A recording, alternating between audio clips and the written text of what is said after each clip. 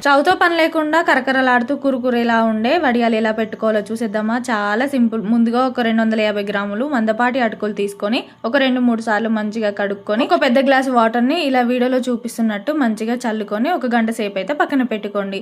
ఇంకేముంది, గంట సేపట్లో మనకు మంచిగా పిండిలాగా ఇలా నానిపోయి ఉంటుంది.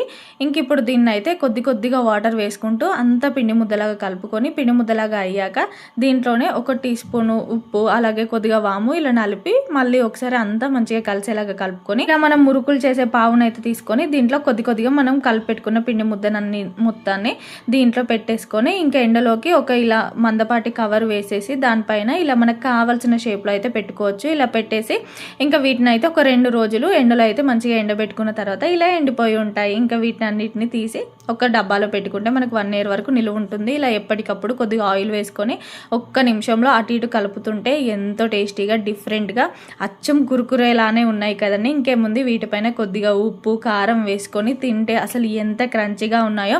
మనకి ఇప్పుడు ఎలాగో స్టవ్తో కష్టాలు ఉన్నాయి కాబట్టి ఇలా అటుకులతో ఈసారి వడియాలు పెట్టుకొని చూడండి, చాలా బాగా వచ్చాయి. ఒక్కసారి అయితే ట్రై చేయండి. ఇంతకీ మీకు ఈ వీడియో ఎలా అనిపించింది ఏంటి అనేది ఖచ్చితంగా కామెంట్ చేయండి. మన పేజ్ని అయితే ఫాలో అవ్వండి. వీలైన వాళ్ళు వెళ్ళి యూట్యూబ్ అయితే ఒకసారి చూడండి.